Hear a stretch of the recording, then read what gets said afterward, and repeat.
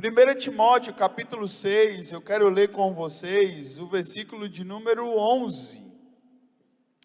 Paulo diz assim ao seu filho na fé: você, porém, que é um homem de Deus, fuja de todas essas coisas más, busque a justiça, a devoção e também a fé, o amor, a perseverança e a mansidão. Lute o bom combate da fé, apegue-se firmemente à vida eterna, para o qual foi chamado e que tão bem você declarou na presença de muitas testemunhas. Amém?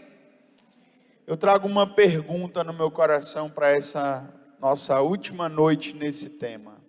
Você já parou para refletir o efeito do pecado sobre o mundo? Antes de vir para cá, eu estava conversando com o meu vizinho, o seu Florisval, e a gente está bem amigo. Estou tentando convencer ele a ser o meu personal trainer. Ele tem mais de 70 anos e faz exercício todo dia. Eu disse: não pode, o senhor tem que me ajudar. A gente fica em distanciamento social. E ele estava me falando sobre as dificuldades do homem com relação principalmente à corrupção. E ele disse para mim assim: olhe, o homem é corrupto, não é de hoje não. O homem é corrupto, o brasileiro é corrupto. Ele estava me falando assim, desde a época de Dom Pedro. E eu disse a ele assim: seu Florisval, o homem é corrupto desde o jardim do Éden. Não é desde a época de Dom Pedro, não. O mal que nós experimentamos hoje, as coisas ruins que estão ao nosso redor, tudo aquilo que nós fazemos e que as outras pessoas fazem, tudo isso não estava no plano de Deus. Não estava. Quando nós lemos Gênesis, capítulo de número 1, nós temos ali a convicção de que Deus fez tudo de forma perfeita. E eu me lembro com muita alegria que esse foi o primeiro sermão que eu preguei aqui na igreja em janeiro, num culto de quarta-feira. Lá em Gênesis, nós identificamos que Deus, ele é organizado. Deus, ele é perfeito. Deus, ele é produtivo. Ele fez tudo, irmã Jailma, organizado. Dia 1 dele fez isso, dia 2 ele fez isso, dia 3, dia 4, eu até lendo aquele texto fico assim: por que o senhor não fez logo tudo de uma vez e arruma logo e pronto? Não, Deus é organizadinho. Além de ser organizado, ele é perfeito, porque ele fazia, e o texto diz assim, que ele via e era bom. E além dele ser perfeito, ele era produtivo, porque tudo que ele fazia dava fruto, se multiplicava. Ele dizia aos mares: multipliquem-se, as árvores multipliquem-se, os animais multipliquem-se. Ao homem ele disse: multiplique-se. Nós também temos a certeza, através da palavra, de que Deus, ele é amor. Está lá em 1 João capítulo 4, Deus é amor. Nós também sabemos que Deus é santo, ele não se mistura com nada que é errado. Lá em Levítico está escrito: sede santos, porque eu sou santo. E como é que tudo ficou desse jeito? Lá no jardim do Éden, quando Deus era o mais importante de tudo, essas coisas que eu acabei de descrever aqui eram a realidade. Tudo lá no jardim do Éden estava organizado, tudo foi feito de forma perfeita e tudo lá era produtivo. Deixa eu lhe dar uma notícia muito ruim: no jardim do Éden não tinha uva sem semente. Sabia dessa, irmão Ailton? Não tinha.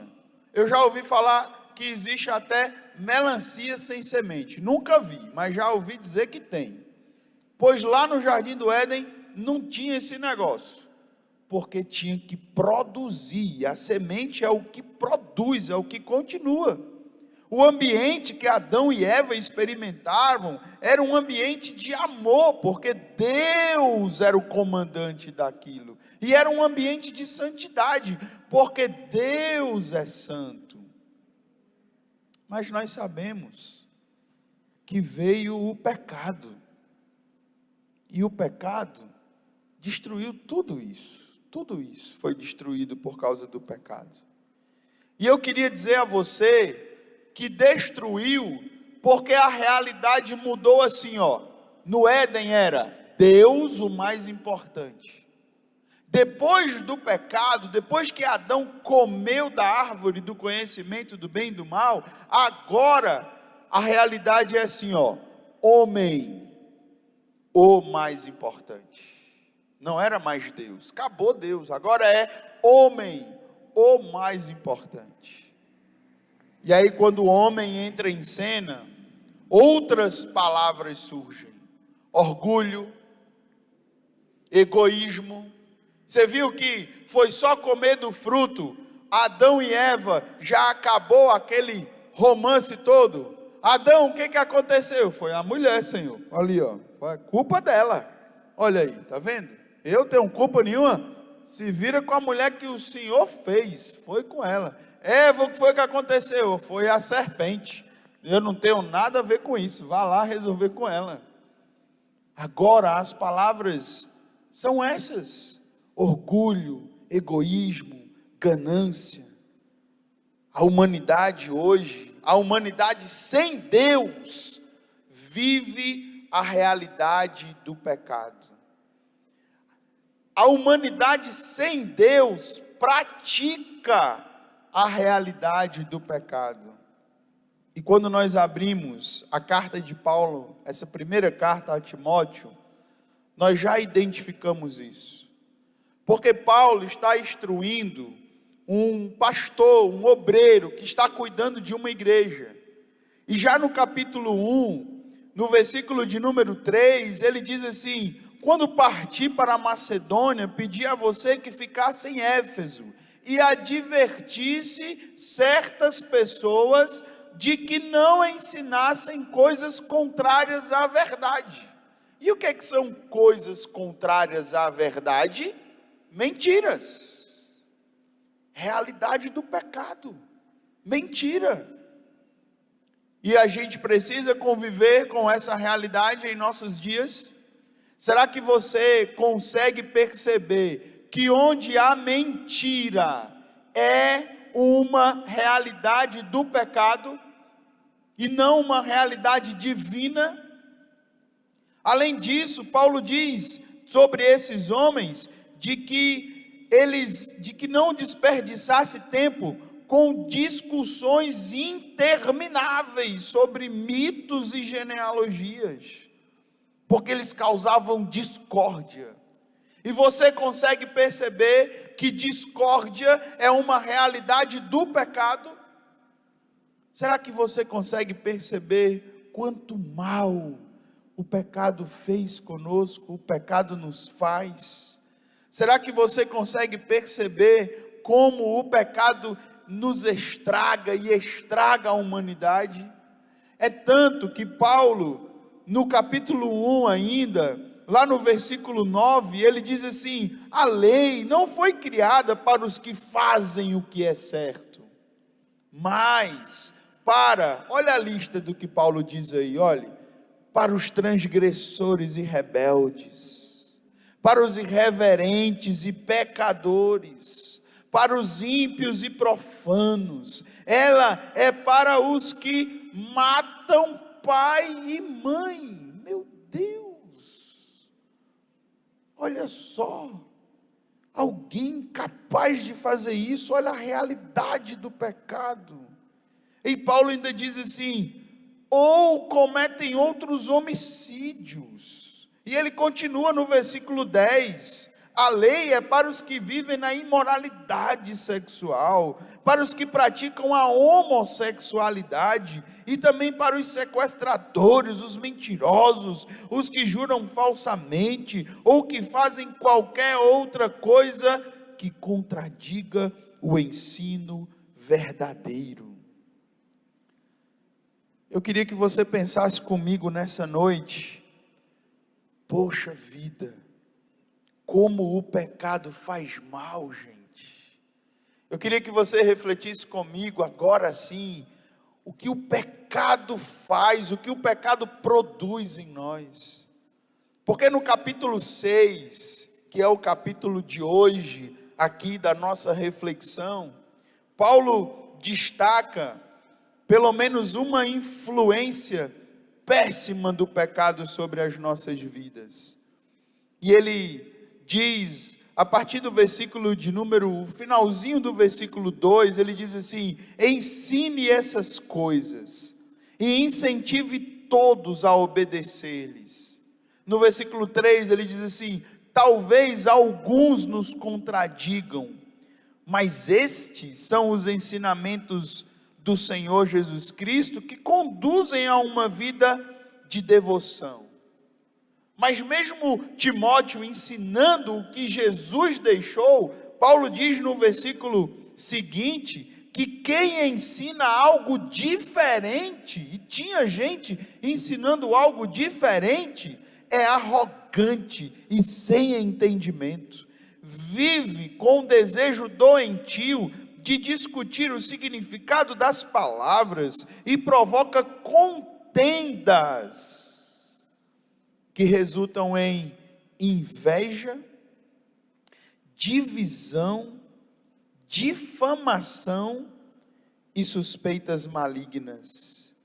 Aí no versículo 5 Paulo diz: pessoas assim sempre causam problemas. Paulo diz que eles têm a mente corrompida e deram as costas à verdade.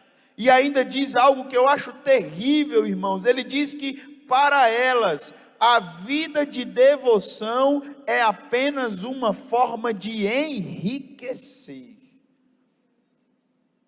O que Paulo destaca aqui nesse capítulo 6, irmãos, da influência do pecado, da influência negativa e destruidora do pecado, é que até a devoção a Deus é transformada na ganância pelo enriquecimento. E não é uma novidade eu dizer a vocês que existem pessoas que fazem uso da fé para ganhar dinheiro. Não é uma novidade, nós vemos isso na TV, nós vemos isso na internet. Eu poderia citar aqui vários casos absurdos, e eu me lembro pelo menos de um, e tem esse vídeo, depois você me pede, e eu coloco, ou você pesquisa aí já e encontra, de um pastor. Que vergonha que eu sinto agora, acho que ele não é pastor não, acho que ele é bispo, é apóstolo. Se fosse pastor não faria isso não, mas bispo e apóstolo faz essas coisas. Que ele disse assim: nesse mês você não vai dar o dízimo, você vai dar o trízimo. Olha aí, irmãos, que coisa boa, né? Podia adotar esse negócio aqui também, Jones, aqui na igreja. Você vai dar o trízimo, porque você vai dar 10% para o pai, 10% para o filho e 10% para o Espírito Santo. Olha, irmãos, procura lá para você ver, tem isso. Isso é o pecado, irmãos, que nos destrói. Paulo ainda diz no versículo 9, olhe, aqueles que desejam enriquecer caem em tentações e armadilhas, e em muitos desejos tolos e nocivos, que os levam à ruína e destruição. Aí no versículo 10, ele diz algo que é uma lei da humanidade. Escute só: o amor ao dinheiro é a raiz de todos os males. O amor ao dinheiro é a raiz de todo o mal. E ele continua dizendo: e alguns, por tanto desejarem dinheiro, desviaram-se da fé e afligiram a si mesmos com muitos sofrimentos. Como nós ficamos tristes, queridos, quando verificamos o mal que o pecado faz em nós. Quando nós saímos dessa maravilha que é ter Deus como o mais importante em nós, e passamos para viver como se o homem fosse o mais importante. Quando o homem é mais importante, o que eu quero? Eu quero o que me dá prazer, eu quero o que me traz luxo, eu quero o que me traz conforto, mas eu quero isso em detrimento de qualquer sacrifício. Eu posso lhe fazer mal, não tem problema. Se eu estiver bem, você que se vire. É só o pecado que pode produzir no coração de um homem o desejo de desviar um dinheiro que seria destinado para cuidar da saúde das pessoas. Só o pecado que pode fazer um mal tão terrível assim. E eu acho que todos nós aqui ficamos indignados quando nós assistimos às matérias que dinheiro agora eu não sei se o nome é ventilador, isso que estava usando em UTI, que as prefeituras, é ventilador que chama? Respirador. Quando nós vimos as notícias de que os respiradores estavam sendo superfaturados, um negócio que ia salvar vida, tinha gente sem vaga na UTI, enfrentando uma enfermidade mortífera, e do outro lado tinha gente dizendo assim: se vire, eu quero que o meu bolso esteja cheio. Irmãos, só o pecado que pode fazer algo tão terrível assim. Mas nós temos que nos perguntar: e agora? Como é que nós saímos dessa tão desastrosa situação e voltamos para colocar Deus no lugar mais importante? Como é que nós conseguimos retornar a isso? Como é que eu posso, que vacina é que pode curar o meu coração, para que eu não saia desse lugar onde Deus é o mais importante e acabe caindo nesse lugar aqui, aonde o pecado pode me tragar e estragar a minha vida? Nesse texto, Paulo diz que o resultado, a vacina, irmãos, é a vida de devoção. A vida de devoção. E ele diz isso no versículo de número 11: você, porém, que é um homem de Deus. Olha a diferença. Paulo disse: Timóteo, você tem muitos problemas aí, Timóteo. Você tem gente ensinando coisas contrárias à verdade. Alguns detalhes da carta a gente nem citou. Porque lá no capítulo 2 ele diz assim: Paulo, Timóteo, você tem mulheres aí que estão se exibindo demais. Vocês lembram que tem esse texto no capítulo 3, no capítulo 2, tem mulheres se exibindo demais, mas também tem uns homens aí que estão muito irados. Você tem muitos problemas aí, Timóteo. Você tem gente ensinando coisas diferentes da verdade. Você tem aí viúvas. Hoje a irmã Cristiane pregou o capítulo 5 de manhã, pena que não foi transmitido, os irmãos que estão em casa não puderam ver. Só tem viúvas aí que tem que casar de novo, porque senão elas vão sair por todo canto falando da vida alheia. Elas têm que ter família, você tem muitos problemas aí, Timóteo. E esses problemas são por causa do pecado. Mas você, Timóteo, você que é um homem de Deus, aí no versículo 11 do capítulo 6 ele diz: fuja de todas essas coisas, mas Por exemplo, um problema com dinheiro.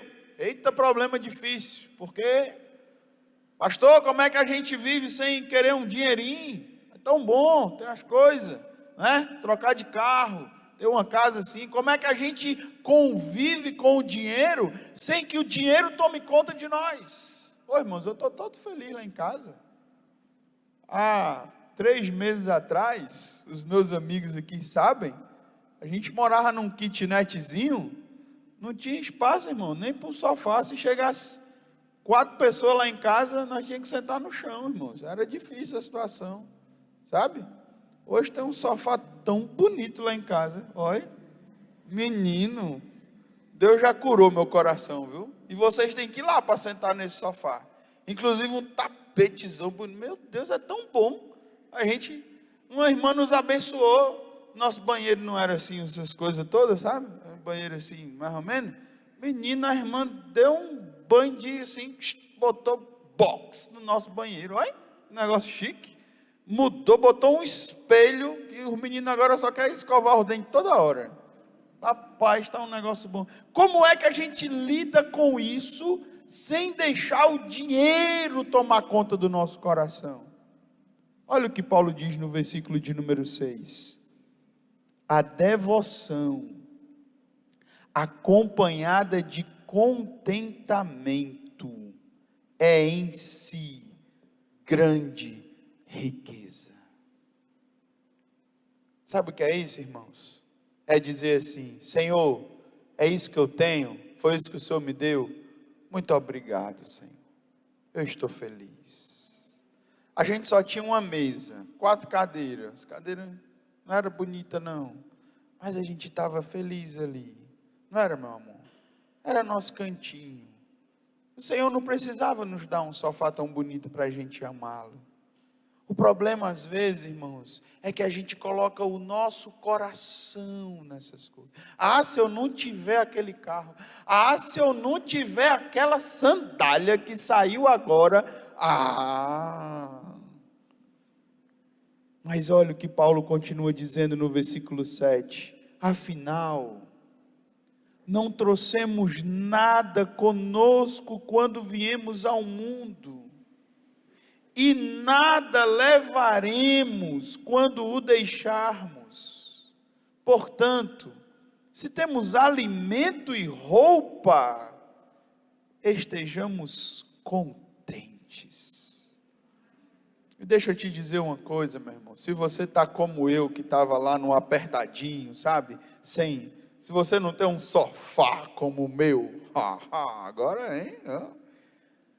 Fique contente, porque Deus que ama você vai providenciar o melhor para a sua vida, sem que o seu coração seja corrompido por causa disso, porque Ele é um Deus de bênçãos, Ele é um Deus que vê o nosso esforço, Ele sabe que a gente está trabalhando, que a gente está economizando, Ele vai nos ajudar. Você vai comprar o seu sofá, irmão, dê um glória a Deus por causa disso. Brincadeira, irmãos. A devoção é que coloca Deus de volta no seu lugar. Eu queria que vocês guardassem no seu coração, irmãos, o versículo 7 do capítulo 4, quando Paulo diz: exercite-se na devoção. Exercite-se. Eu queria fazer esse convite a você, a lutar contra o pecado, a pedir a Deus: Senhor, me faz enxergar a realidade do pecado, não deixa o pecado me pegar. Senhor, eu não quero ser o mais importante, eu não quero pensar só em mim, eu quero que o Senhor seja o mais importante na minha vida, porque eu sei que se o Senhor for o mais importante na minha vida, eu vou desfrutar da vontade de um Deus que é perfeito, que é organizado, que tem amor pela minha vida, que é produtivo, é um Deus que sabe organizar as nossas vidas, e tudo vai dar certo. Eu queria encerrar essa reflexão, irmãos, convidando você a essa oração, de dizer assim: Senhor, me ajude, para que o pecado não me pegue, para que eu não seja influenciado pelas coisas deste mundo. Senhor, eu preciso de dinheiro, eu não posso viver sem dinheiro, eu tenho que trabalhar, ganhar meu salário, comprar minhas coisas, mas Senhor, me ajude, para que o Senhor seja o mais importante do que o dinheiro. Senhor, eu preciso ter uma casa bonita, eu preciso, é bom, é legal, mas me ajude para que o Senhor seja mais importante do que a minha casa bonita. Senhor, eu quero ter um carro novo. Senhor, eu quero ter, é bom, é confortável, mas me ajude para que o Senhor seja mais importante do que esse carro. Irmãos, aí o pecado não terá poder sobre as nossas vidas. Nós teremos tomado a vacina da devoção.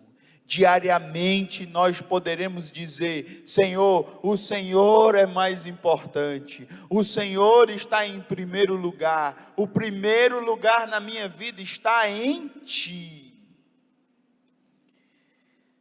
Nós estamos encerrando esse tema, mas eu queria que você nunca encerrasse de fazer essa oração. Eu tenho falado com Deus e tenho dito assim: Senhor, como é que eu faço para o Senhor não ser mais importante que o meu trabalho? Como é que eu faço para o Senhor ser mais importante que o meu trabalho? Como é que eu faço para mim não fazer do meu trabalho algo mais importante do que o Senhor? E sabe o que Deus tem falado comigo? Diogo, gaste tempo comigo. Vamos conversar, gaste tempo em oração, gaste tempo com a minha palavra, gaste tempo para estarmos juntos. Se eu sou o mais importante, então valorize esse tempo que eu quero ter com você, e aí, tudo na vida daí para frente, tudo vai dar certo, irmãos, tudo vai se encaminhar, tudo vai se encaixar, porque é Deus que estará no comando a partir de agora. Foi assim que Paulo encerrou a sua carta. Lá no versículo de número 17, ele disse: ensine aos ricos desse mundo, Timóteo, que não se orgulhem nem confiem em seu dinheiro, que é incerto. Isso é verdade, né, irmãos? Já dizia aquele corinho do cantor cristão, né, irmão Gilmar? Dinheiro na mão é vendaval. Tem esse corinho, irmão Gilmar? Tem não, né? Então, mas tem esse negócio, não tem? É incerto. Aí olha o que Paulo diz: diga a esse povo que a sua confiança deve estar em Deus. Ele também diz no versículo 20, olhe: Timóteo, guarde aquilo que Deus lhe confiou. E ele encerra a carta com uma expressão: que a graça de Deus esteja com você. Podemos orar? Nosso louvor vai preparar uma canção aí. Clênio, dá uma sugestão para a Ananda aí, aquela música bem, para a gente poder sair para a nossa semana, irmãos, firmes, convictos de que nada vai tomar o lugar de Deus. Amém? Nós vamos sair para a nossa semana declarando de que o pecado não vai tragar o nosso coração. Amém? Nós vamos sair para a nossa semana certos de que nós teremos um tempo para dedicar ao Senhor, porque Ele é o mais importante em nossas vidas. Amém? Então vamos orar assim. Eu já convido você para ficar em pé. Nós vamos orar. Em seguida você já pode continuar em pé. Nós vamos cantar apenas um refrão de um hino, Ananda, algo que nos deixe bem felizes. E em seguida nós já poderemos fazer a nossa oração silenciosa. E eu quero que você vá para a sua semana, dizendo: Senhor, o Senhor é o mais importante em minha vida.